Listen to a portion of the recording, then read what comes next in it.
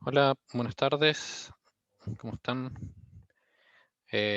Bueno, ya imagino que estuvieron presentes en lo que fue la primera parte de esto. Inicialmente la idea, bueno, fue un poco subestimado el tiempo, así que una hora no fue suficiente en la primera tanda, también hubo algunas interrupciones en el medio. Así que la idea es hoy continuar con lo que es la parte de esto, parte introductoria de Unit Test, más bien porque estamos viendo conceptos básicos y partir sobre este mundo que representa la parte de Unit Test.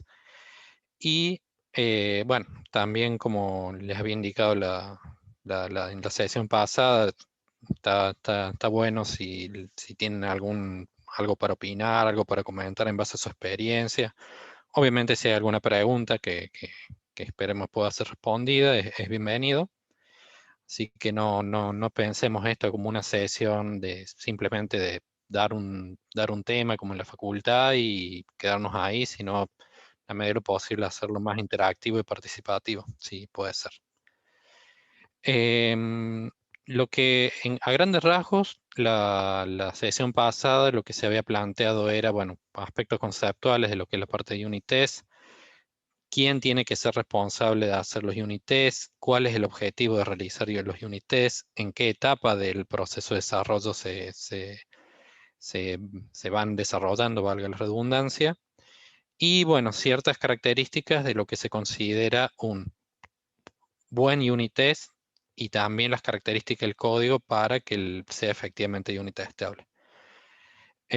Bueno, primero que nada, digamos, ¿quién, así brevemente, quién es el responsable de desarrollar los unit tests? ¿Es un equipo separado, un equipo de unit test, lo que habitualmente se llama el equipo de QA, el equipo de testing, el end-to-end, o el equipo de desarrollo, la gente que implementa la feature? ¿Quién sería? Actualmente nadie. Bueno, es un Si buen no lo punto. debemos empezar Bueno, ¿quién a debería? desarrollar nosotros como los Sí, desarrolladores, los mismos desarrolladores. sí. Ahí se perdió alguien que dijo algo al final. Todos los Un, Por el desarrolladores chat, deberíamos hacer eso. eso. sí, En el chat ah, están bien, poniendo el equipo de desarrollo. bien. Un comentario, digamos, sobre esto es que, bueno, nunca los tiempos dan, claramente, pero la realidad, digamos, al menos en estos, sí, ya unos más de 10 años que estoy, digamos, en el ámbito este, más allá de lo que es el tiempo de facultad, el tiempo profesional. Realmente en la práctica la única forma en que realmente se pudo lograr un coverage, más allá del número fino que uno diga, si es un 50, 60, 40, 80, el número que a uno se le ocurre de lograr un coverage es planteándolo como parte de las estimaciones y que se esté dispuesto a aceptar el costo. Obviamente en función de lo que se considera que es un beneficio. Pero bueno, después podemos discutir un poco más de este tema, pero en la práctica, una cosa que uno tiene que tener en cuenta, y es una práctica en cuanto a las estimaciones, es realmente es desarrollo de código, es tiempo.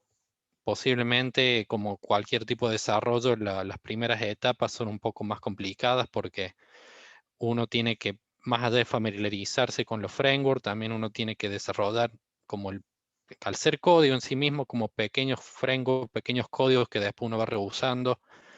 Entonces, digamos, siempre como cualquier desarrollo, digamos, o comenzar algún tipo de desarrollo es costoso, también comenzar con la parte de Unity es costoso. Ya después termina siendo más simple, pero bueno, el comienzo es complicado.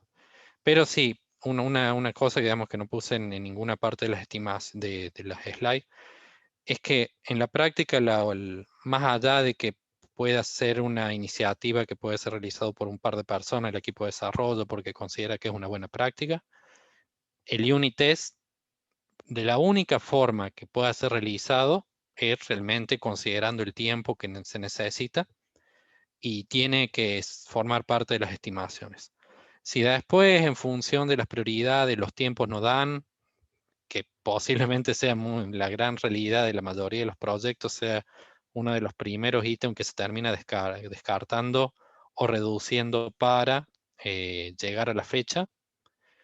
Pero bueno, en cualquier caso, digamos, la clave de esto es nunca olvidarse de esto y al momento en que definen las historias, si efectivamente hay un compromiso del equipo, nunca olvidarse de no considerarlo como en la práctica de mi experiencia, como un porcentaje residual o un porcentaje del total de desarrollo, sino explicitarlo como una tarea y que el cumplimiento no de esa tarea determine el cierre o no de la historia.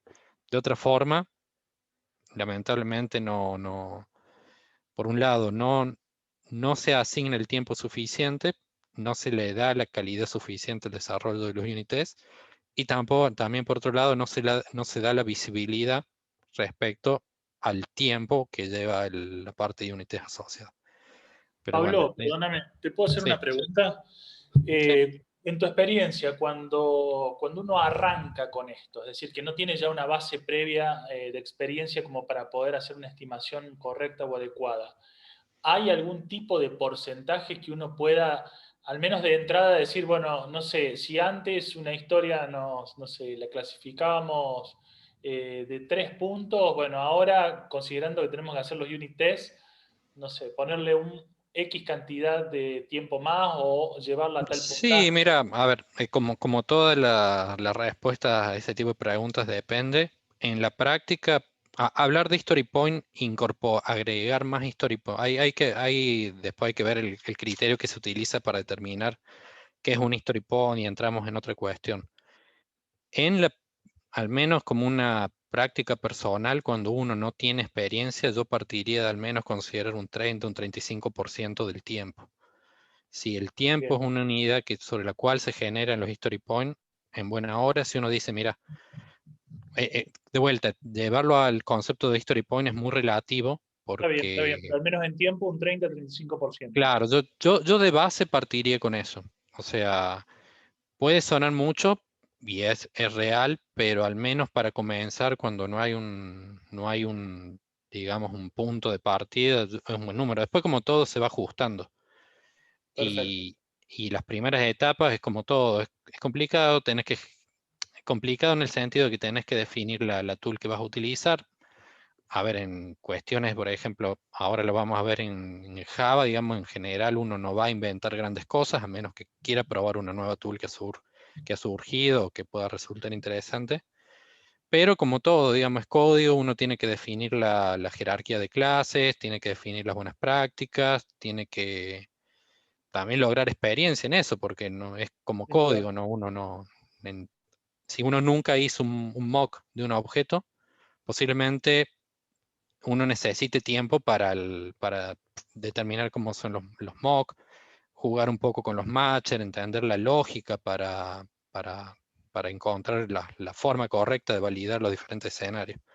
Así que yo creo que ese es un número como para partir. Excelente, gracias.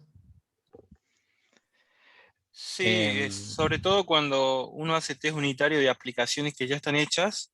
A mí me tocó hacer test unitario de aplicaciones que yo no había, o sea, funcionalidades que no había hecho. Entonces ahí te cuesta un poquito más porque tenés que investigar la funcionalidad, qué te devuelve, a dónde tenés que aplicar los mocks. Y, o sea, más allá de que sepas test unitario, si no sabes cómo funciona, El cómo traen dominio. los datos de esa aplicación, te lleva un poquito más de tiempo. Eso es lo que yo noté cuando me tocó hacer test unitario de algo que no había hecho, versus test unitario de lo que de las funcionalidades que yo hacía. Entonces era más fácil hacer los test. Sí, definitivamente, y es un buen punto el que comentas esto, porque, bueno, también un poco lo que vimos y para reforzar, digamos, también la sesión de hoy.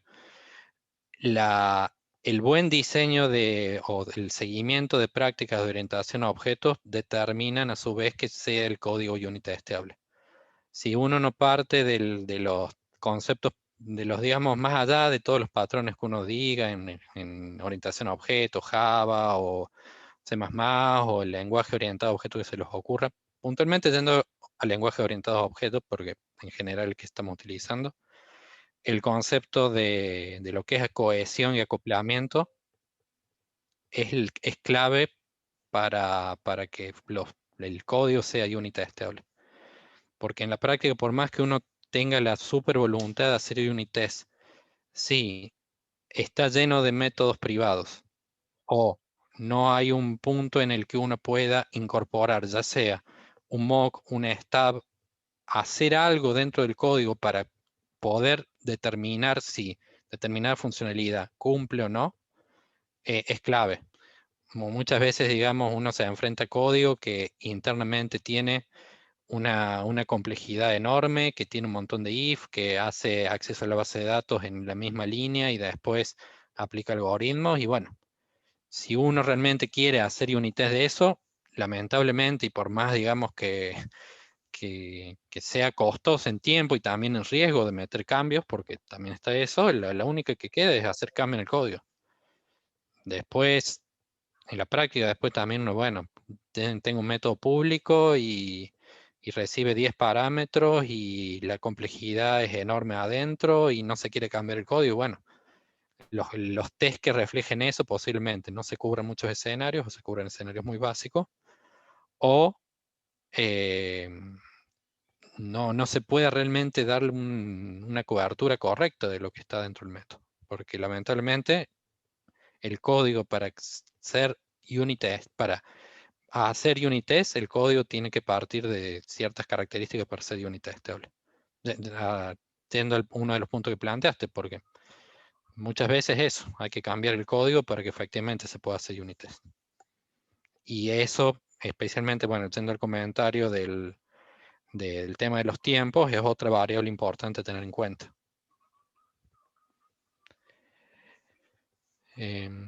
¿Sí? ¿Algún otro comentario?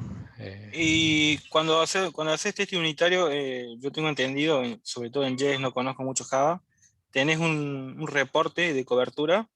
Por ahí más que todo vos estás seguro o confías que hiciste bien los test unitarios, decís, sí, me funciona perfecto, me pasa, y te vas al reporte y te marca, digamos, qué zona de cobertura tenés.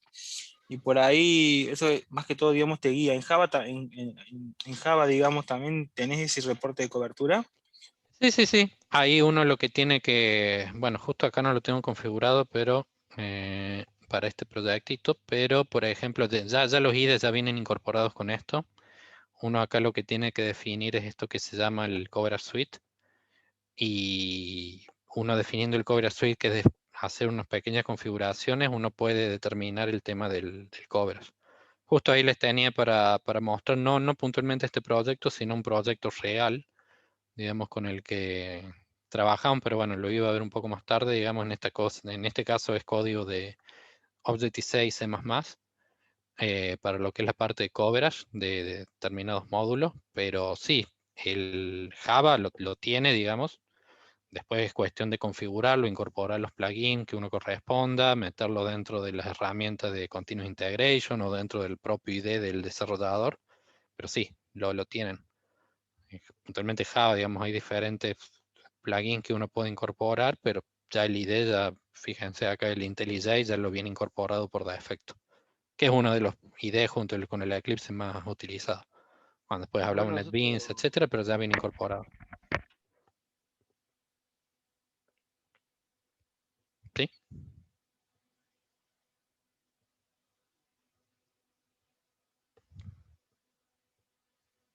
Bueno. Hola.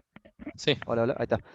Que nosotros no usamos ni Java ni ninguno de esos dos IDE. Nosotros estamos usando Visual Studio Code como IDE, o por lo menos la gran mayoría están usando ese, y JavaScript para ejecutar pruebas.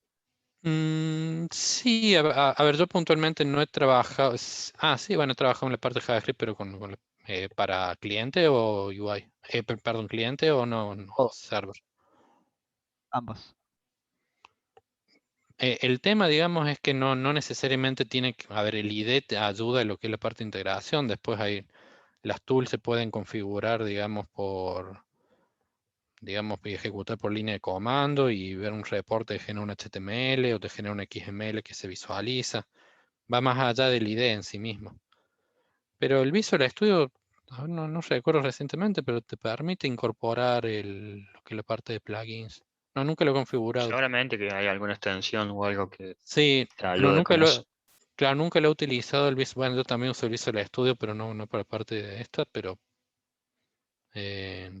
No sé si alguno ha tenido experiencia, pero interpreto que de alguna forma se puede incorporar Visual Studio, y si no, es correrlo por línea de comando, que en el caso, bueno, el npm, bueno, test, o dependiendo cómo uno tenga configurado lo que es la parte del proyecto.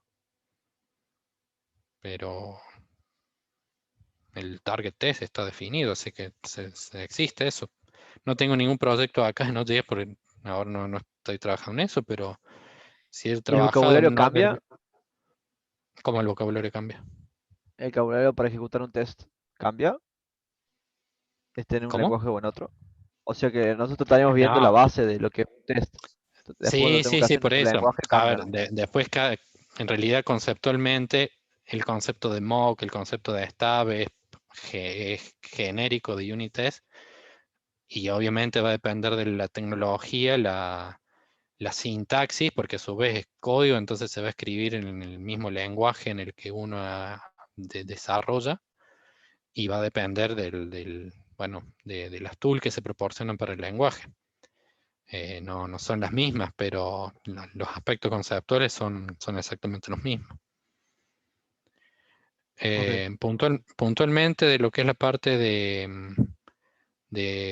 bueno, yo estuve cuando entré acá en la empresa, el primer mes y medio estuve en un proyecto se me fue el nombre, lo que es la parte de blockchain, BitGo, y se hace mucho unit test ahí. Si quieren contactarse con alguno de los chicos, para los de BitGo, era una de las requerido por el customer, el tema de tener una cobertura. No recuerdo exactamente el número, si era 70, 80%, era un número bastante significativo. Y en el caso de este proyecto que les comento, es un proyecto, digamos, en que lo que se desarrolla, pensémoslo como una API que permite integrar a otros desarrolladores. Entonces es muy importante el tema de unit test. Si quieren tomar algo más práctico de referencia, yo no tengo nada configurado ahora desde hace más de un año, pero alguno de los chicos de BitGo seguramente les puede dar una visión puntualmente de la parte de unit test en tecnología JavaScript.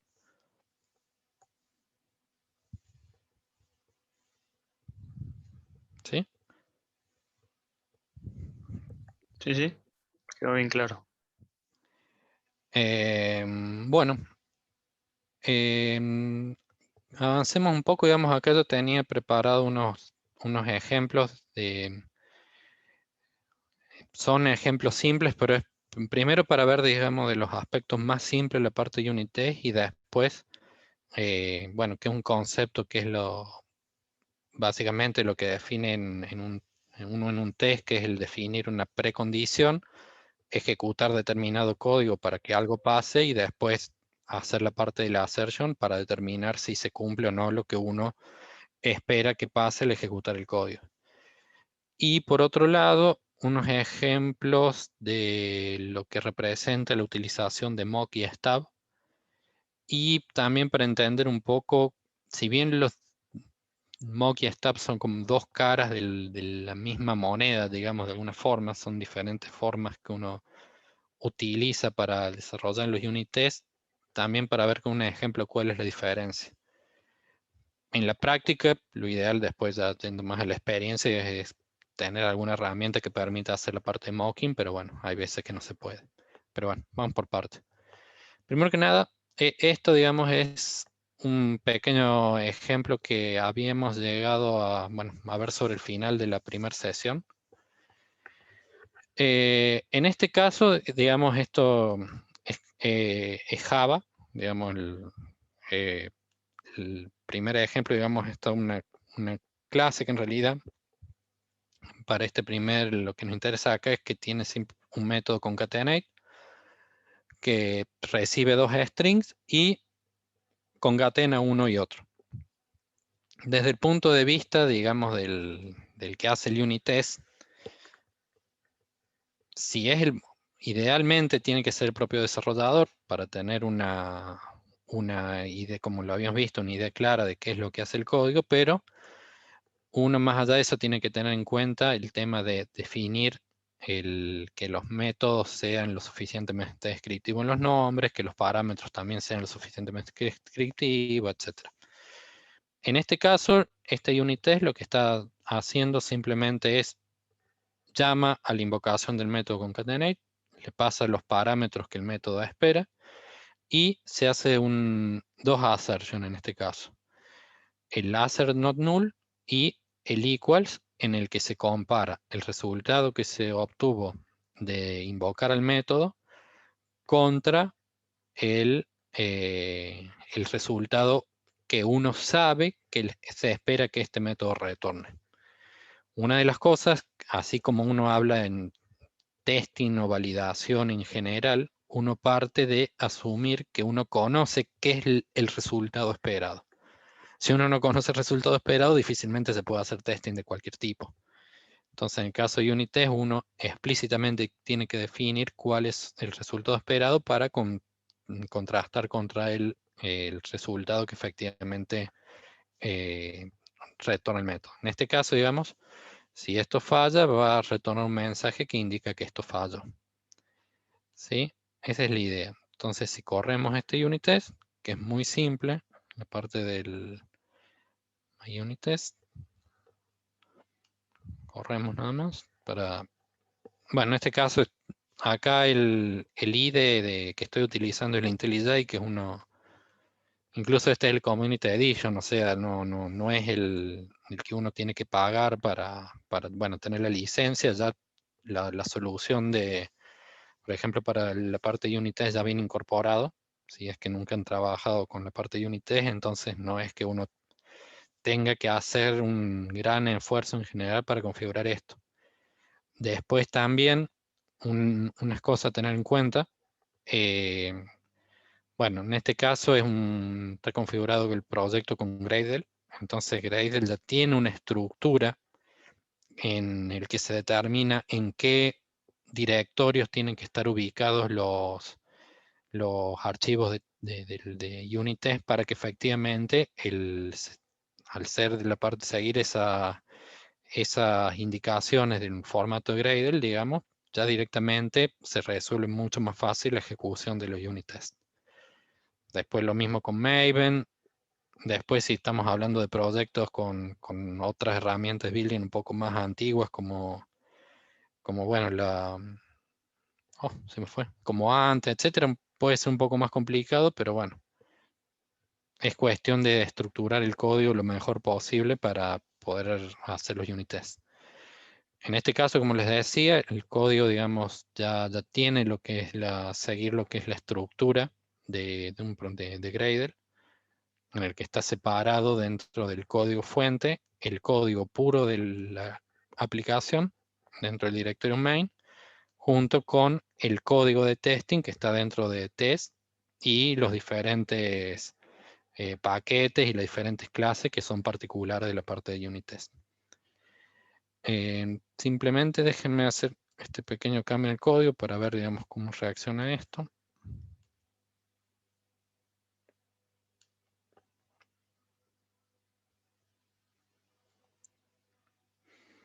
Bueno, fíjense, acá como un ejemplo, lo que hice fue simplemente cambiar el assertion. En este caso no es que el algoritmo esté funcionando mal, simplemente que yo a propósito cambié cuál es el resultado esperado para a propósito ver qué es lo que se muestra al ejecutar el unit test, y en este caso un unit test fallado a propósito.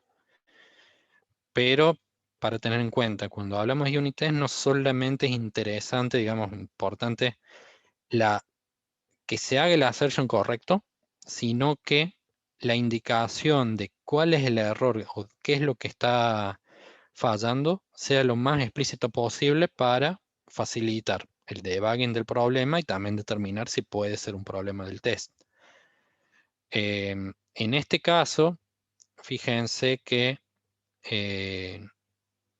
es muy simple lo que es la parte del algoritmo, pero en tanto y en cuanto uno agregue la mayor cantidad de assertion para validar un código en particular, más fácil va a ser, por un lado, encontrar cuál es el problema y, habiéndolo uno encontrado, digamos, ver en la parte del código qué está pasando y por qué el unit test no está pasando. En este caso, utilizando, digamos, lo que es la parte lo que nos proporciona la parte de unit con los métodos de assert, en este caso el assert equals, uno ya le puede agregar sintaxis, que por ejemplo con esto del message, algo que facilite el análisis en caso de que, bueno, uno esté viendo un problema.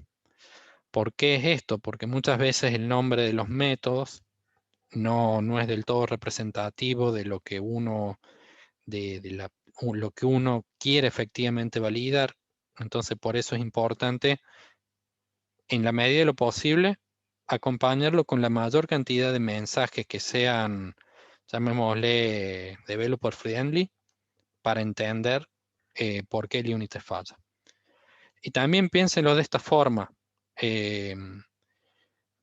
Hay una realidad, digamos, que se da, digamos, en lo que es el proyecto de software, que así como, bueno, hace unos minutos comentaban, bueno, cuando me tocó el código de otra, o que ya venía heredado de antes, desarrollado por una persona, varias personas, con 1 año, 10 años, 15 años, uno no sabe muy bien la antigüedad del código, la gente dentro del proyecto va cambiando del lugar dentro del proyecto, se va yendo a otros lugares, básicamente es muy dinámico lo que es la parte de desarrollo de software. Entonces, así como uno tiene que tener en cuenta de que el código tiene que ser lo más legible posible, seguir las buenas prácticas, etcétera, puntualmente en lo que es la parte de unit testing, uno tiene que incorporar lo máximo posible, como que esto les digo, de indicaciones de developer friendly para que ayuden. Piensen que muy probablemente el código a lo largo del tiempo no va a ser mantenido por el propio implementador original, sino es un código vivo, ¿sí? Y uno de los objetivos o una de las razones de hacer unit test es precisamente eso, que uno hace código, a lo largo del tiempo se van haciendo modificaciones en ese propio código u otro código que este código utiliza, y no está bien que el código falle, porque pero lo ideal es que si el código falla, uno sepa que ha fallado porque a propósito se hizo un cambio y se espera que el test falle, o efectivamente hay un problema dentro de las implementaciones de los cambios. Una de las cosas que se da mucho, digamos, es que uno, por ejemplo, me ha pasado puntualmente en un proyecto que lo que pasaba hace unos años, no en esta empresa, sino en otra, que la parte de unit test corrían dentro de la herramienta de Continuous Integration. Y no formaban parte, digamos, de cuando uno pushaba el código, hacía la code review, etc. Se hacían los cambios en el código. Uno terminaba la historia o estaba cerca de terminar la historia. Hay veces que las herramientas de Continuous Integration, dependiendo de qué recursos se disponen, de cuánto demora el proceso de building, la complejidad del proceso de building, etc., no se puede ejecutar, por ejemplo, a ver, sería lo ideal, pero hay veces que no se puede, ejecutar, por ejemplo, todas las validaciones del código automático, análisis estático o puntualmente en este caso unit test.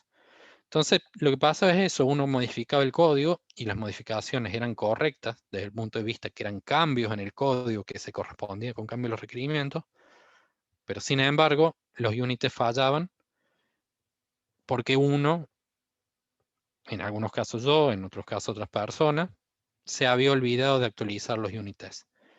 Entonces, volviendo al planteo inicial del tiempo, si ustedes saben que hay unit tests, que existen unit tests, porque muchas veces uno compila el código para validar los cambios, pero no se olvida de la parte de los unit tests, ténganlo en cuenta eso, porque si no después hay que hacer todo un ciclo de empezar a ver los unit tests porque fallaron, etcétera, etcétera, etcétera.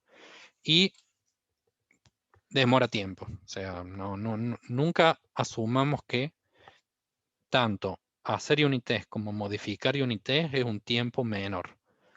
De vuelta, especialmente las primeras etapas cuando uno no tiene tanto conocimiento, pero nunca uno tiene que olvidarse y considerar de vuelta el tiempo unit test para que efectivamente se haga de forma apropiada.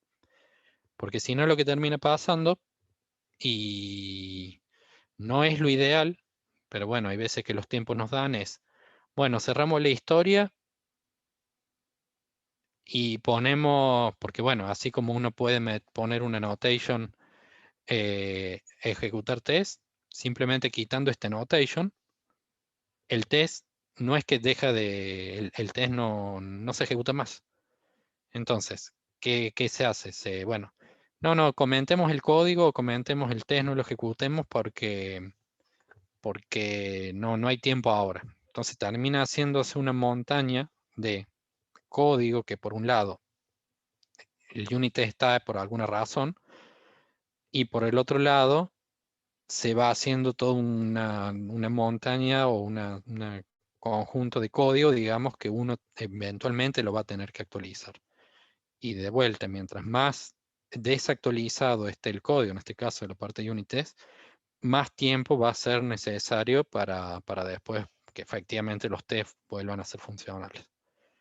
Eso lo tengan en cuenta en cuanto a la práctica de unit test. Y de vuelta, repito, la clave acá es estimar y asignar el tiempo que corresponde.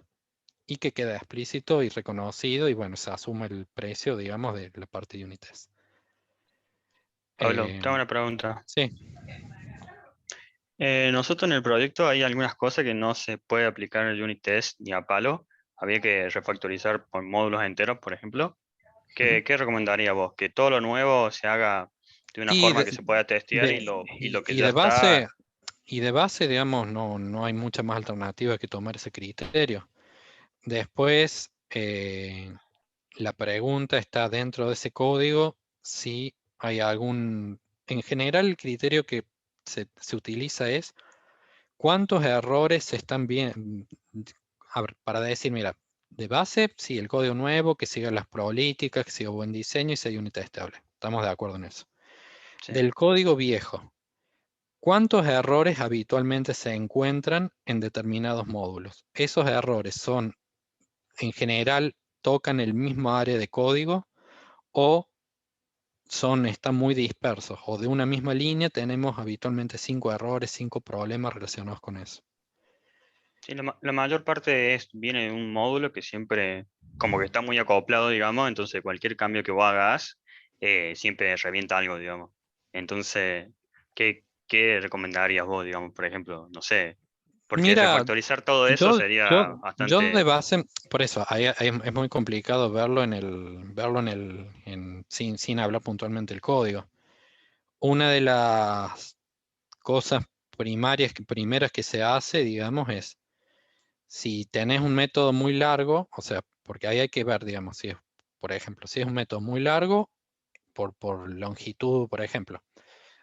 Imaginen que están en un sistema que procesa facturas y en vez de tener un módulo que hace las validaciones de los parámetros de entrada, otro que va a consultar a la base de datos y después pasa los resultados y otro módulo que se encarga, no sé, de hacer la sumarización de los resultados para agrupando los productos, haciendo el cálculo del importe final con la cantidad, etc.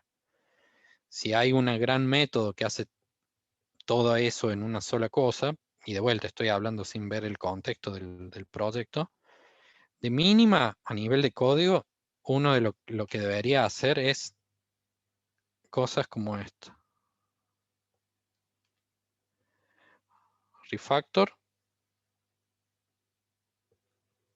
Y lo que es la parte de extraer los métodos, ¿sí? De vuelta, estoy hablando sin entrar en el contexto y muchas veces hay muchas variables locales, que tenés una variable que se modifica al principio, al medio y al final también por alguna razón, Sí, pasa pero que todo lo nuestro siempre depende de Redux y se modifica digamos, en una misma función, lo está modificando como 4 veces, ponele. Entonces, si vos querés hacer test de eso, que tenés que moquear todas las funciones y probar el resultado final, digamos, o sea, sería un quilombo básicamente. No sé si se podría llegar a hacer, Sí, porque vos sí, tenés llamadas, digamos, que te modifican algo en el estado y al final termina quedando otra cosa porque adentro no están usando lo del estado, están usando lo que te...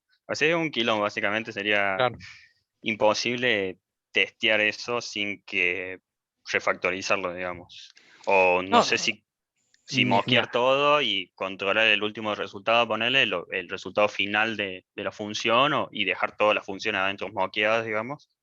sí, O, en ese caso, yo creo que es un criterio, digamos, de compromiso correcto. Lo que no estoy seguro es si efectivamente podés hacer mocking de lo de adentro, no sé. de funciones sí se puede, pasa que Ah, había. claro, vas a hacer mocking de la función. O sea, Sí, total, vos, digamos, qué sé yo, para probar esto, como que le mentís la individualmente, como está función. tan Claro, acoplado, digamos, vos deberías probar el final, me imagino, ¿no? El resultado final, porque no podés ir probando por pedazo, porque no hay chance, digamos, por el acoplamiento que tiene, digamos. claro. No sé. Sí, la única forma de, digamos, de atacar el acoplamiento es desacoplando, lamentablemente. Por eso una práctica que suena como muy básica, pero no es menor porque fíjense que, por ejemplo, extrayendo el método, obviamente va a depender del código que uno habla. Extrayendo el método, ya queda explícito las entradas y las salidas y ya con un método separado, uno al menos puede extraer la parte algorítmica de los métodos. Lo digo, digamos, como algo muy básico, digamos, si ustedes se enfrentan a código largo y que es difícil de seguir, fíjense eso, de extraer las unidades de eso, y al menos les va a dar una idea de si es posible focalizar alguna parte de Unitest para, capaz que no todo el método, que ahora es una gran cosa, sino una parte del método, la parte algorítmica, por ejemplo. Pero bueno, ahí obviamente va a depender del caso. Lo que vos planteas de hacer el mocking de la función y sería el último recurso, pero si es muy costoso hacerlo, mucha alternativa no hay, lamentablemente. Ok, esa era la duda. Gracias. Em, bueno, bueno, así seguimos con esto. Ya faltan 15 minutos, ¿no? Bueno, acá esto, digamos, es un proyecto muy simple que yo les pasaba, digamos, que para utilizar como referencia para lo que es la parte de la assertion.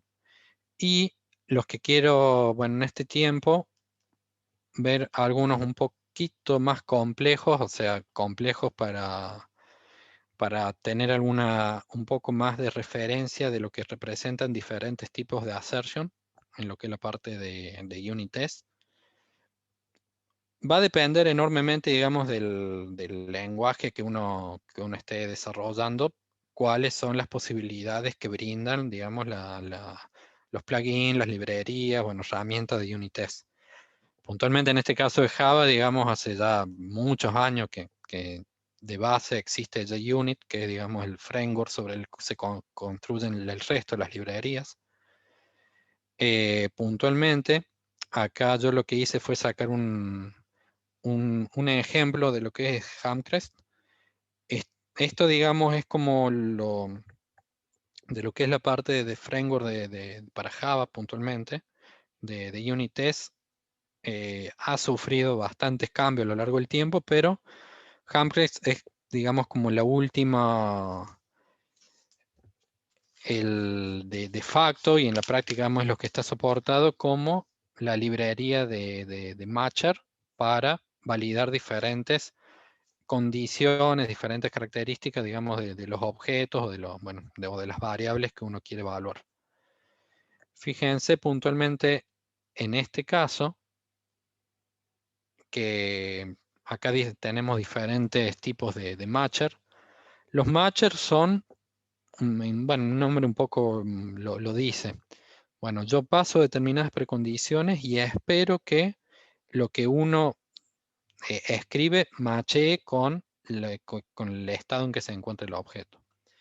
Fíjense para que tengan algunos ejemplos. Primero que nada, la idea detrás de Hamcrest es que la propia escritura y la propia sintaxis de los matchers dé una idea bastante, llamémosle, developer friendly de qué es lo que efectivamente se está validando. Fíjense, en este caso partimos de una lista, de un array list. Estando vacío al principio, lo primero que validamos es que sea de una determinada, bueno, dentro de lo que es la jerarquía, bueno, de herencia, que sea de una implementación de tipo lista, ¿sí? Alguna implementación de lista, y que inicialmente comience vacía. Después, al agregar los objetos, ¿sí? En este caso un par de objetos, otro de los matchers que uno tiene disponible, por ejemplo, es el not, que permite, bueno, negar lo que uno pasa, digamos, llamémosle como parámetro. En este caso no tiene que ser vacía. Tiene un determinado size, contiene determinados objetos. Una cosa que después también otros matchers que nos permiten determinar el concepto de orden. Si es que nos importa el orden o si es que no nos importa el orden. Hay diferentes matchers para lo que es manejo de orden. Y también, por ejemplo, lo que es la parte de si tiene o no tiene un ítem. ¿Por qué está bueno esto? Para, no sé, digamos, si han tenido la posibilidad de utilizar Hamcrest, puntualmente para lo que es la parte de Java. Habitualmente lo que uno hace, y bueno, esto lo ve especialmente si uno ve unit test desarrollados ya con cierta antigüedad, uno lo que hacía, por ejemplo, era hacer true, ¿sí? Bueno, hay que incorporar el hacer true, etcétera. Por ejemplo, el list.contains, llamémosle true, ¿sí? Bueno, esto que uno implementaba, digamos, de esta forma, llamando al contains dentro del listado, actualmente hay toda una gran familia de matcher que está bueno que si trabajan con Java, que le peguen una mirada, digamos, de vuelta, la idea es que sea lo más simple posible, lo más developer friendly, el tema de la definición de las condiciones del unit test. Después, dependiendo del lenguaje, la sintaxis de los matchers, o bueno, de los assertion en realidad y los matchers en particular, va a diferir, pero en general, digamos, todos los frameworks siguen, digamos, o están desarrollados para utilizar, digamos, para poder validar aspectos como si algo está vacío, la cantidad de ítems, etc. Pero bueno, ahí va a depender de la evolución del framework unit test para ver, digamos, cuán poderosos son esos matches. Puntualmente acá yo lo que les muestro es lo que es la parte de Hamcrest para lo que es la parte de Java. Que como les digo, en este caso se trata de un proyecto con Gradle, digamos, que ya tiene configurado para todo lo que es la parte de las dependencias, para, bueno, ya tener lo que es la parte de las librerías en este caso, bueno, las que está incorporando como Hamcrest o Mockito para lo que es la parte de ejecución de unit test. No sé si han tenido, si han trabajado con Java, con Hamcrest, si han tenido alguna experiencia, y si no, digamos, está muy interesante, digamos, porque es bastante más poderoso en realidad, hace como toma como muchas de las buenas prácticas de otro framework, pero ya resueltos y mantenidos ya soportados como parte, digamos, de una librería estándar de unit test. ¿Sí? Bien, ¿alguna pregunta, comentario sobre esto? Y yo tengo una pregunta. Viste, a la hora de testear algo, ¿cómo sabes cuándo tenés que dejar, digamos, hacer casos? ¿Es pura experiencia eso? ¿O hay algo, digamos, que te diga, qué sé yo? No te entiendo. Vos cuando probás algo, digamos, una función, viste que vos podés probar infinito casos, vos podés probar todo lo que vos quieras, digamos. ¿Cuándo parás, digamos, cuándo sabes que tenés que parar, digamos? O sea, O sea, si hay una regla o es por experiencia, digamos. En realidad, digamos, partimos de que, a ver, es claramente el sentido común. A ver, vamos a ver este ejemplo. Bueno, sentido común y análisis también de los casos de uso y la criticidad del código. Sí, depende Sí. también, ¿no?, de lo que estás probando. Ahí, por eso te digo, depende. Primero que nada, digamos, yo creo que partiría del hecho de base de tener el coverage. Bueno, no quiero decir coverage del 80% ni del 90% sin definir que un número explícitamente, pero si vos estás viendo que ya tenés un coverage aceptable, ya al menos tenés un punto de partida para darte cuenta de que tu código, digamos, está bastante bien cubierto. Después, si es una función, por ejemplo, que vos tenés que pensar habitualmente cuáles van a ser las invocaciones más habituales de esa función. Si es una función que va a ser invocada con parámetros que vienen de ser ingresados por el usuario, entonces tenés que tener ciertos cuidados porque dependiendo de cómo le restringís en lo que el usuario ingresa, llamémosle en un formulario, simplificadamente, podés tener muchos valores de entrada. Si vos tenés, digamos, muchos parámetros de entrada, o sea, muchos parámetros de entrada, lo que tenés que pensar es cuál es la combinación más habitual de esos parámetros. De vuelta, porque nunca vas a poder cubrir absolutamente todos los casos, sino el criterio es cuáles son, por un lado, los casos más habituales y por el otro lado, los casos más riesgosos. ¿Qué pasa si no hay problema si estos tres parámetros vienen null, pero si viene null puede ser muy problemático? Bueno, entonces el foco está en ese parámetro en particular que tiene esa condición, cómo se comporta si se da ese null en combinación con los otros valores. No hay nunca una regla exacta, pero siempre hay que Claro, tener en cuenta, digamos, esa combinación. experiencia y sentido común, digamos. O sea, Sí, de vuelta, si uno, por ejemplo, en un método infinito por ejemplo, es probar una función con A mayúscula, B minúscula, B sí, en ese mayúscula. caso no tenía sentido, ¿no? Pero, por ejemplo, en vez de un string me viene un entero, que puede llegar a pasar, digamos, si es que, por ejemplo, el for no lo está controlando, o es todo ese Correcto. tipo de cosas. Sí. Pero bueno, o sea, sí se entiende, ya sé al punto que vas, ya te entiendo. Después, obviamente, como lo ideal es partir de base de algún tipo de parámetro de coverage. Y dentro de lo que es la parte, eso como base, porque si me decís, mira, no te vas a poner a probar casos infinitos cuando tenés ya un coverage muy bajo y no está entrando por las líneas de código que realmente son significativas. Y bueno, claramente hay que focalizarse en eso. Respecto a la parte de coverage, bueno, el coverage es un concepto que hay que tomar con pinzas en el sentido de que cuando uno habla de coverage, hay dos grandes tipos de coverage. ¿Los conocen? Tengo una idea, pero depende. El tipo no es depende de la función en sí y hay otro de No, integración. ¿No son dos? no. Son- Iba el tema de separar el tema del concepto de line coverage de brand coverage. No los conozco Eh, entonces. bueno, es un concepto muy importante porque es clave para determinar efectivamente el coverage de una función, por ejemplo. Fíjense acá, déjenme compartir.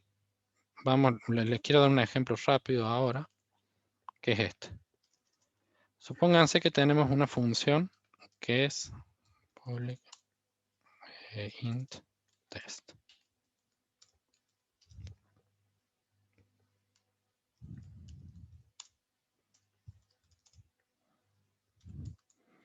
¿Sí?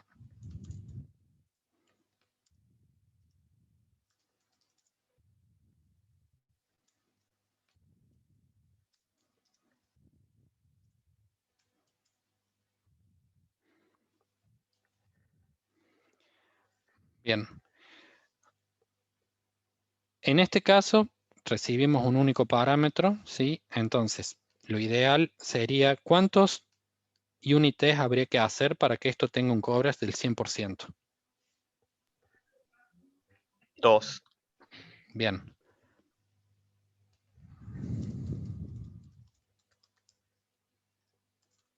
Para este, Y bueno, ya son 6.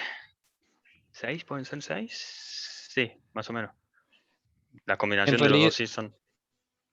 Depende. sí, en realidad son 4. True, Sí, true, son true, 4. false, false, true, false, false. Sí, porque pusiste un i. Está bien. Claro. Y Es la fíjense, ahí combinatoria está la de clave. dos. ¿Cómo? Es la combinatoria de 2 en 2. Ahí sería 4. Correcto. Sí, porque tiene una i justamente por eso. Pero fíjense esto. Ahí está la diferencia entre branch coverage y line coverage. Cuando uno dice line coverage, el coverage significa que pasó por esta línea, el return 1. ¿Sí? Pero este return 1, ¿por cuántas condiciones puede darse?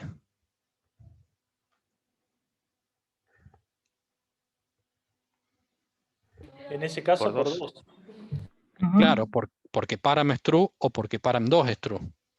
Pero sin embargo, si tomamos como criterio el line coverage puro, con que param sea en true, ya tenemos un coverage. Fíjense que ahí, bueno, va a depender de las combinaciones esto, pero podemos tener un coverage muy alto de line coverage sin tener un coverage significativo de branch coverage. ¿Por qué? Porque los condicionales, bueno, los condicionales como son los AND, los OR y toda la combinación que eso va generando, va haciendo que el código efectivamente se ejercite, pero no con toda la combinación de las condiciones que puede que hagan que entre en esa línea. Entonces, cuando uno habla de coverage, tiene que tener en cuenta en general como criterio de focalizarse en lo que es la parte de branch coverage. Porque branch coverage es el que va a determinar que, en este caso, se tiene que ejecutar un unit test para param true y otro para param 2 también en true. Porque de otra forma, con que se haga un unit test, ya se va a estar ejecutando esto. Si uno toma literalmente lo que es la parte line coverage. ¿Sí? ¿Se entiende la diferencia? Sí, se entiende. Bien, eso lo digo también porque muchas veces hay que tomar con pinzas la forma en que se pinta los resultados de coverage. La mayoría de las tools ya dan gráficamente el tema de branch coverage, pero también para tenerlo en cuenta al momento de decir, no, bueno, tengo tanto coverage. ¿Sí? Respecto a eso, yo les quería mostrar acá la tool esta, bueno, se la había mostrado al principio, no IntelliJ, sino Xcode. Esta es, digamos, de un código, digamos, de producción, que es el que utilizamos para, bueno, de algunos módulos en los que trabajan un proyecto. Fíjense acá, por ejemplo, es un ejemplo de un reporte, digamos, bastante más significativo de cómo se va dando el tema de observar los resultados de lo que es la parte de la ejecución. ¿Sí? En este caso, puntualmente nos dice, digamos, por cada línea, cuál es bueno, en realidad está por función, cuál es el coverage que tiene la determinada función. Y ya esto nos sirve de una pauta para ver, digamos, cuáles son las funciones que uno debería focalizarse. En este caso hay una combinación de, por ejemplo, en este, la verdad, en esto. 86,2. Fíjense, en este caso, por ejemplo, que tiene una lógica de iteraciones y esto mismo, por ejemplo, ya determina un poco esto relacionado con el tema del coverage, cómo uno evalúa, digamos, cómo va iterando y cuáles son las condiciones del test, etcétera. Pero ¿A mí es me dijiste, importante. Martín? No escuché bien. Hola. Yo soy Marquinhos. Alguien creo que no está muteado.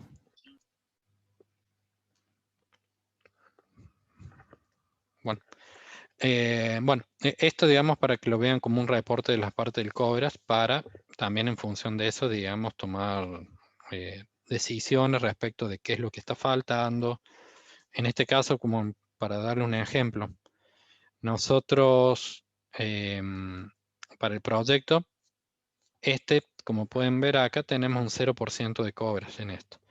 Pero puntualmente no nos preocupa un 0% de coverage en este archivo, porque este archivo se utiliza simplemente para una aplicación de test. Pero sí nos interesa, por ejemplo, para lo que es la parte del el CSAX Client, que digamos que forma parte del core de la aplicación, entonces sí necesitamos un coverage importante dentro de este archivo.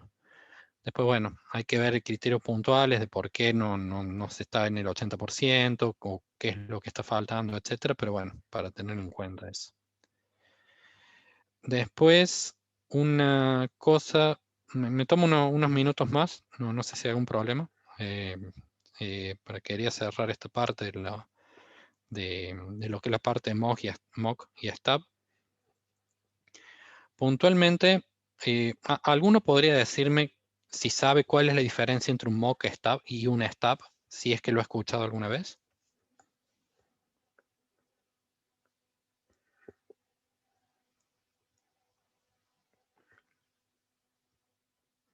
Hola.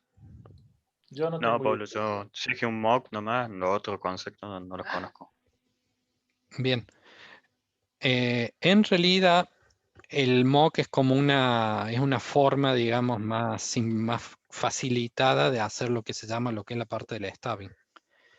A poner una stab es básicamente reemplazar un código con otro código que emula que determine el estado en que uno quiere que esté el código para que otro código efectivamente se ejecute. Fíjense en este caso. En este caso, así se los explico de qué estamos hablando. Acá. Tenemos un archivo, una clase, perdón, que le pide a un objeto de tipo repositorio, o sea, repository es una interfase. Esta interfase retorna un listado de strings, ¿sí? El método getItems, aquellas implementaciones de repository, van a retornar un listado de ítems. No sabemos si esos ítems vienen de una base de datos, no sabemos si esos ítems vienen de una llamada, una API REST, no sabemos si esos ítems vienen de algo que está hardcodeado. Lo único que sabemos es que este servicio, ¿qué es lo que hace? Esta clase de servicio. Esta clase de servicio tiene una referencia, un repository, y que cuando se llama a este método, el getStaff with length less than 5, va a retornar un listado que se construye a partir del listado que el objeto repository retorna a través de la llamada del método getItem, pero solo dejando aquellos strings que tengan una longitud menor a 5. Esto es lo que hace este método dentro de lo que es la clase servicio. ¿Sí? Acá, como les digo, no sabemos el método repository cómo hace para mágicamente retornar ítem dentro de la llamada del método getItem. ¿Sí? El algoritmo, ¿qué es lo que hace? Itera sobre los ítems, determina cuáles son aquellos que tienen una longitud menor a 5. Si tiene una longitud menor a 5, los agrega dentro de este listado nuevo a retornar, y cuando termina de hacer la iteración, retorna el nuevo listado con los ítems con longitud menor a 5. Bien. Entonces, ¿cuál es si tenemos que hacer unit test de este método getStaff with length less than 5? ¿Qué objeto nosotros tenemos que manipular de alguna forma para validar cómo este método se está comportando? ¿Cuál es el objeto? La lista, digamos. O sea, El- vos deberías en- de simular ese getItem, digamos, Correcto, porque eso no depende de este método, digamos. O sea, eso es otra función que correcto. debería estar testeada en otro lado, digamos, ¿no? O sea, vos tenés que Exacto, probar solamente el que devuelva lo que dice la función y nada más. exacto. Muy bien. Y ahí está y fíjense cómo está la diferencia entre un stub y un mock. En el caso de un stub, fíjense que estoy haciendo esto. Tengo como el objetivo es testear el método de la clase servicio, de la clase service, y el service tiene un constructor que recibe el repository como parámetro. En este caso se está utilizando un stub. Un stub, fíjense qué es lo que hace esto. El repository es una interfase. ¿Sí? A ver, para que quede más claro. Ahí va a depender.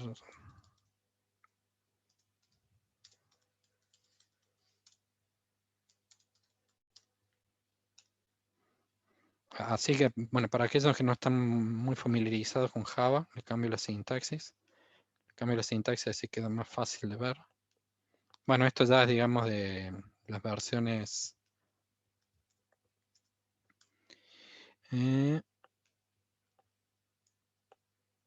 Bueno, ¿qué estoy haciendo acá? Yo estoy construyendo una clase que implementa la interfase repository. ¿Sí? Bueno, en este caso, digamos, una clase que está declarada dentro del propio método para, bueno, para no crear otro archivo o otra clase inner class, pero está dentro del propio método. Fíjense, se genera una implementación de la interfase repository, uno implementa el método getItems y uno pasa hardcodeado el listado de los ítems que van a servir de estímulo. ¿Sí? Y entonces, después uno ¿qué hace? Llama al método service.getStaff with length less than 5 y se hace la assertion de los valores. ¿Sí? ¿Se entiende lo que se hace este unit test? Yo explícitamente estoy construyendo una clase que implementa esta interfase. Sin embargo, tenemos otra alternativa que nos reduce la vida, reduce el tiempo que implica desarrollar esta implementación de repository. ¿Qué es esto? Es la utilización en este caso de lo que es la parte de Mockito. Para lo que, bueno, trabaja con Java puede no resultarlo familiar. Si no conocen la parte de Unity en Java, es como el Mockito es la librería que facilita mucho la construcción de estos mock. Y acá vemos un mock como ejemplo. Fíjense que en lugar de yo crear una clase que implemente la interfase repository, declaro que voy a tener, digamos, en este caso un atributo que es de la interfase repository. Le agrego el annotation mock. Al agregar el annotation mock, automáticamente este le agrega la capacidad de que esto sea un mock. ¿Y qué significa agregar la capacidad de que esto sea un mock? Hacer esto. Decir que cuando se invoca de este objeto tipo mock repository, se invoca el método getItems, yo explícitamente voy a retornar esta lista. ¿Sí? Y el objeto service, fíjense en este caso, se le llama al annotation inject mocks para automáticamente se genera una instancia de service que se va a utilizar para el test y nos evita tener que realizar esto, por ejemplo. Automáticamente hace la inyección de lo que es la parte de este mock dentro de este objeto service.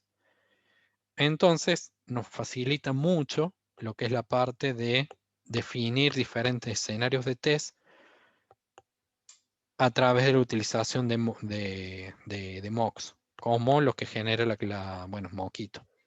Porque de otra forma estaríamos generando stubs puro que generan muchas clases que implementan muchas interfaces. En cambio, con la utilización de los mocks es una implementación de stubs que nos facilita y nos reduce la cantidad de código que tenemos que escribir. No sé si se observa la diferencia entre uno y otro. Sí, sí, quedó bastante claro con el ejemplo. No está mal hacer stubs. Hay casos en los que hace falta hacerlo, pero en la mayoría, digamos, bueno, los frameworks que proporcionan la capacidad de usar mocks, es mucho más recomendable por el tiempo y la facilidad para realizar, digamos, por un lado, emular los parámetros de entrada, o sea, Claro, los el estímulos, por constructor también ejemplo. no le toma importancia el constructor, digamos, porque lo toma en cuenta Claro. el Y, moquito, digamos. Eso está bueno. sí. Y por otro lado, ya al utilizar moquitos, se pueden hacer assert que de otra forma no se podrían hacer. Por ejemplo, bueno, acá yo no lo planteo un ejemplo, digamos, un poquito más complicado. Cuando uno, por ejemplo, quiere validar cómo, por ejemplo, en el caso del objeto repository, qué métodos de repository se fueron invocando a través de la ejecución, por ejemplo, del método getStaffWinLength, uno puede decir, bueno, durante la ejecución de este método se invocó 3 veces a al determinado método dentro del mock y se invocó con estos parámetros. Entonces eso es una ayuda, por ejemplo, en casos de que uno sea difícil refactorizar el código, pero en cierta forma vos conociendo internamente cómo el código funciona, teniendo los mock podés evaluar cómo ese objeto se le fueron invocando métodos y cuántas veces se invocó el método en determinada función y con qué parámetros. Y hacer otro conjunto de assertion que se pueden hacer con mock, pero no se pueden hacer con stubs. Ahí eso ya es un poquito más complejo, por eso no lo puse como parte de esta presentación, pero es una de las ventajas de utilizar mock, por ejemplo.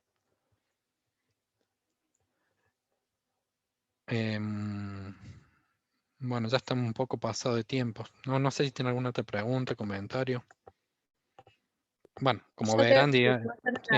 una consulta, más o menos como para tener una idea, suponiendo que somos todos medios junior en este tema, ¿qué porcentaje de tiempo, suponete en una VM, no sé cómo medirlo, pero qué porcentaje extra tenés que tener en cuenta de horas a la hora de desarrollar, Claro, digamos?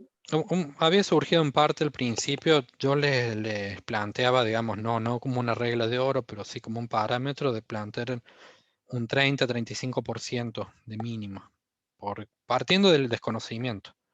Después incluso, a ver, si ustedes tienen que hacer refactor asociado al código, etcétera, puede ser superior el tiempo. Pero al menos yo partiría de ese parámetro. Ok, buenísimo. Y eso que comentabas recién, que es un poco más complejo, ¿es como un logueo de la corrida? Algo similar, digamos, Ok. es como, a ver, es como decir, mira, uy, bueno, se apagó la máquina. Bueno, justo ahí tengo las cosas en la otra máquina y se acaba de reiniciar. En esta quedó frisada. Por eso no se puede ejecutar, pero básicamente imagínatelo de esta forma. Vos tenés la capacidad de, al tener mocks, de contar cuántas veces determinado método de ese mock fue invocado, si ese método fue invocado con un parámetro false o con un parámetro true, y en función de eso, digamos, agregar nuevos assertions.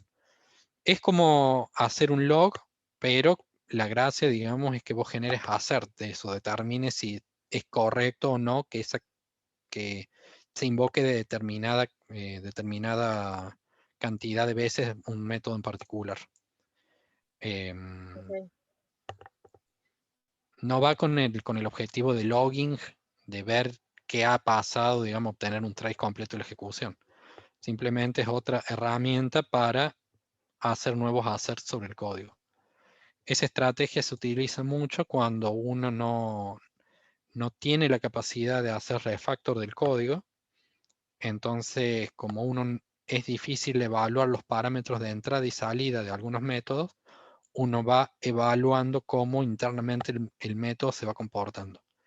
No es una prueba tan caja negra, porque uno se mete en los internals del método, pero bueno, es una herramienta que proporciona los mock cuando uno está un poco limitado en función de los cambios que puede hacer sobre el código. Muchas gracias, Pablo.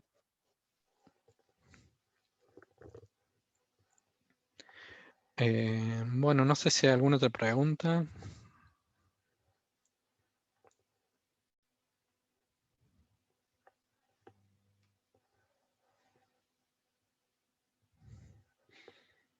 Otro comentario. De lo que es la parte, digamos, esto, sí, lo que era para ver hoy estaríamos con todo. Obviamente, digamos, esto es un punto de partida, ya después uno puede, es un mundo en sí mismo, pero bueno, al menos espero que les sirva como punto de partida o si ya han trabajado algo de lo que estuvimos hablando acá.